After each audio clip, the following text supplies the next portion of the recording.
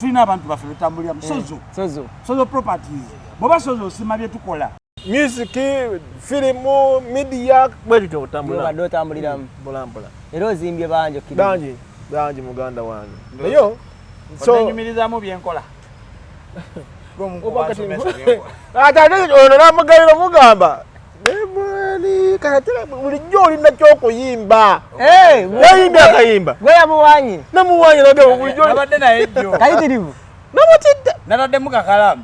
Yeyamba idea kola video yeyambumya. Kakalaamu yeyangamba nayimba byange. Kakalaamu nangamba Brian nzija nokusimba nsanga Kakalaamu. Kamugambo biraba.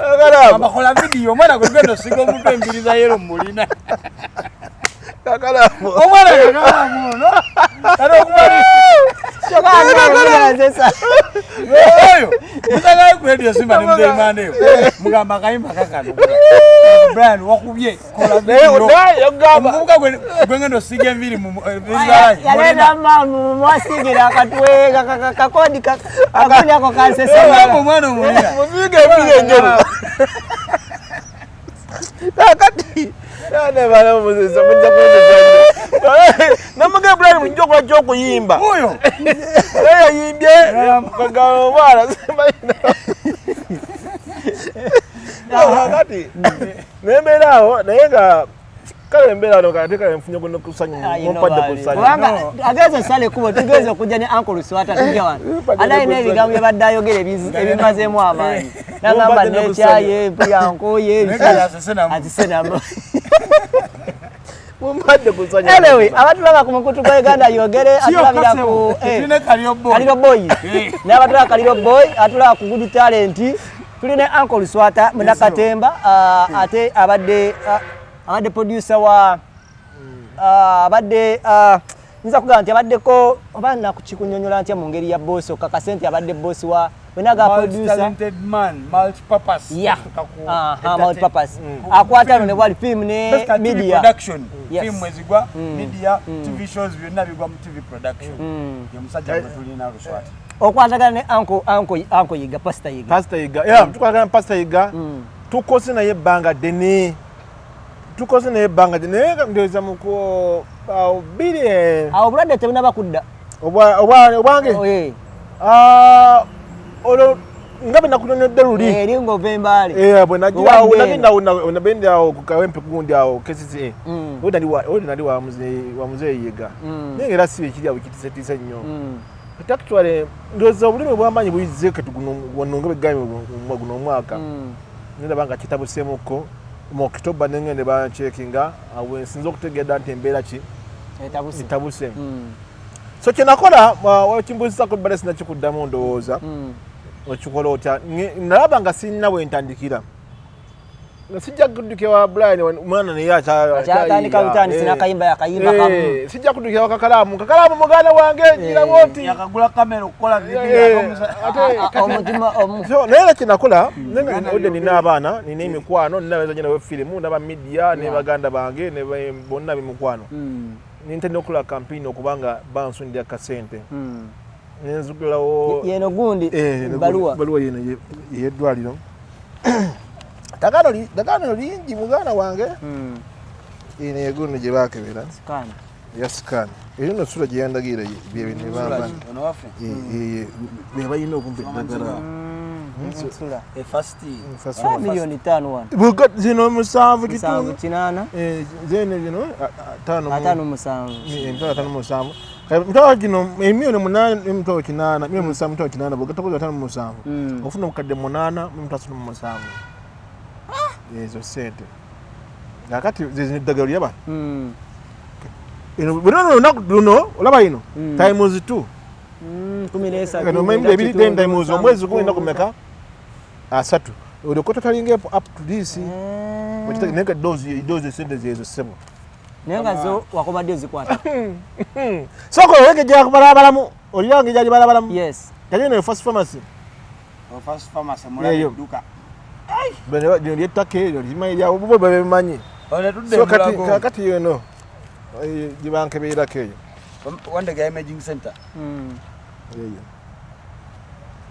wande ga imaging center abatulaba ku mukutu gwa Uganda byogere n'abatulaba ku Kaliro Boy abatulaba ku Good Talent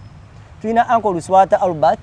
muyita Uncle Luswata olw'ensonga nti aweebwa ekitiibwa nandibadde oba oli awo nkazabukaza nti Luswata naye nyise Uncle Luswata olw'ensonga nti aweebwa ekitiibwa mu industry eno era saagala tutandike kutandika RAP simanyi yankwatako ba presenters nga obamanyi babeere mu kuziika bajje simanyi ono yankwatako ono yankola ki nga tusobola okukozesa emikutu gyaffe gino akatono kesobola okusondawo ne tusobola okukwata tukasondera Uncle Luswata asobola okukwata nga afuna obujjanjabi mu ngeri emu oba endala lecturer abadde musomesa eri abantu ab'enjawulo bino ebipapula byatulagako byebimu ku ebyo bikakasa obulwadde obumuluma era nga tugamba nti atawanyizibwa ekirwadde ky'ensigo kyekiri mu kumubonyaabonya mu kaseera kano yeetaaga $3,337,000 we mugambye nti wakomadde ozikwatako naga wangi taata maama nnyabo Anko Kaka njagala challenge abantu abangoberera ku YouTube channel yange ne platform zange ez'enjawulo at least we are following awakiri ku number Uncle Luswata jagenda soma fena tumita uncle because of the respect amweyo omutwa I'm challenging buli omu ali mu ku channel yange ali ku Facebook yange na buli amagendo lisinga ka video kan kye kimu kyangendo okusaba bafani bo Uncle Kakalaamu buli ali ku page ya Kakalaamu buli ali ku Good Time buli agendo la video buli omatu weyo omutwalo ogu tandikira ogu ankaka omutwalo gumundoza teguvuga muna mafuta kuvano pakaka okitegera omuntu agutuwemu enchali nyawo boda omulala mukulano fan enchali nyawo boda werekeza okulya lunch oji wala lunch ankaka golya ku KFC cafe javazi faizi cafe ne Ed Chicken faizi taina mmere ya rice alandi ntera kumpa ya bwereri sagala nnyo kisuku yakusponsoringa omwana Kakalaamu n'omuseke nakoche ebifaananyi n'ogamba nti kale everybody is watching this banaye mutwe omutwalo ogu ku account yesu anko some number anti kati kyetubadde tugenda okugamba abantu before oyinza okuba ng'olaba omanyi ebintu by'abannakatembe ebiseera ebisinga tebisobola beera serious tosobola kulaba vidiyo ye n'otafunamu kusekamu oyinza okulaba nga vidiyo ogamba tuli mu ssanyu naye wotandika okwogera ne Uncle Luswata oyogera nga si bya kamera alina pain kubanga nze mbadde nzija naye wane nalina ekigambo kyayogedde omutima ne gumukyemukirawo aŋŋambye ekigambo n'ekyayi gamazima mutuufu gamate waliwo sijja kulima najjo kyampisiza bubi nnyo Kakalaamu jjo natuuza okusenenya makanzire mudo kumakya nengena mu ddwaliro nefuna eddagala esimu wagi nkubidde essaawa oba bbiri nogamba nzijjako awo tukole ku interview nawulidde Kakalaamu nina okulaba nina okukyalira ku muganda wange ate nono muganda naye ngenda kujja so kagambye nti Brian naye agenda kujja so gamba ate kubaita omukwano I'm so happy ndi uli ku radio Simba oli ku Sanyuka TV naye muli wamu Good Talent ndaliwaje tuli wamu kati by the way the media houses ntambulamu nyingi ABS KBS TBS uliwajja TBS ye Tanzania yali wano Uganda yali wano Uganda so ejja TBS ejja mujja kutegeera so naye kakati we family kati nzocha kyengamba nasenga olitonjaga wasikwagala senga ndi nawe nedda owasenga onali wano senga agende wamweri ku musozi za mweri nafe ndi eno wansi bukoto wa mandevu ukitegeera nega mwemuli kati guri waya don wa TV nuzamu kya ndi tukwatagana so kyenjagala kitambule kitu mu gwanga so n'abantu embera wenti jembe nga ne bitufu gira denga fadinga wayaki sifa gawo hawide nga neta midanga wakisifa Anko Kakalaamu kigwe ko katono ku mukulu ono nze nali nsoma is one of my best lecturers I would say yalinga omuntu ali easy to approach abantu no ya Mr. Luswata mbera jayita musana nenzijukira ne life Uncle Luswata jalinga mu before nawe yadanga walai ali mu pain so kugamba Luswata is the true definition of party vibe Luswata nabali wati nabadde na ejo nabadde tunyumya mukonga nabakumpi nebiyenge bijja I was like on master wange so kina kuwaza kikaali okulaba omusomesa wange ngali mu mbera bwe era bambala ndi abamba bisubira okubandisa zo nina mu kitanda bamulago ngeyo naye mukama akanyambe nazo okutambula hina buzibu maybe je bujja bagali ndikuseji wano nzo kyaba sinatoka ku stage solo kyangwira shangwika kitamukiguna okujja tunatuwa ku stage twatao ila mbaye nagenda take wabo yindi esandi akade milioni 5 olwa munana gubuze ni ate 5 ate ebisere ebisinga tomanya kiggwa kitya mu nsi muno bulamu bw'ensi buno buzibu tosobola keera ku makya n'ogamba nti bano banaatusabiriza ne bakomawo tomanya kubanga naffe bantu betujje mulago betuyamba mu ngeri emu oba endala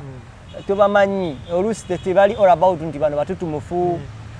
waliwo omuntu ayinza okuŋŋamba ekigambo neŋaa naye muganda wange lunaku lwe bali kukwata ne bakuteeka emulagaawo nga bakuwanise mulago nekyokubiri kiro komera Kakalaamu yagamba ebintu ebi dwaliro nakomera so omuntu asobola okwogera ekigambo nekikuluma n'omugamba nti omunnamawulire akyusizza abantu bangi olunaku lumu osobola okukeera ku makya ne bakuwanika amagulu emulagaawo nga munnamawulire alina okulesa kiwalinga akuggyeyo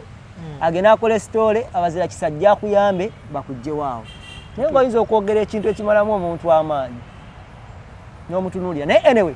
badde nsaba wembanga nkolanga tuba tuli mu kampeyini ezitera okuyamba abantu ebiseera ebisinga nsaba nnyo abantu oba tonnyambe bambi tokomentinga ojja komentinga ogaye nteeke ku nnamba ki njikuwe olage nti ompadde ate nga tompadde oba okitegeera so tuli ku serious note now wobanga tunabatuusa tomanya ajja kuyamba omulala kisinziira omuntu engeri gyakwatiddwako ate waliwo abantu abayamba tomanya ate wanatuuka nogamba nga ndeko amafiina yanyambeko amafiina wano bamumanyi ennyo naye munaye nengamba bwati bagenda ddu kusimba buno enkokola nengamba kankireke sina bwe muto wako bagenda zikuba buno jja kijjamu enjawulo nengamba kankireke nga sina bwe mutuukako sina bwe mufuna tasobola kubula just ndowooza tondaba kigira bulizi nenkivaako abagagga b'omu Kampala ankukako olina abagagga bangi Faizo atuwe emitwalo 5 gyokka bwegiti zibe soganiza emmere ezi biri ewa Faizo ezo Anko Faizo Cafe atuwe emitwalo 5 musomesa waffe nakyo enkya tugenda beera naye tugenda beera naye tuso bino byetukola Faizo atuyisaamu atuyita atuwa pate yakola ki enkya Faizo atuwe emitwalo 5 agenda kuwa Faizo gundi oli omulenzi Oscar okitegeera pate agenda kuwa pate Oscar kati Anko Faizo tulina abantu baffe betambulira mu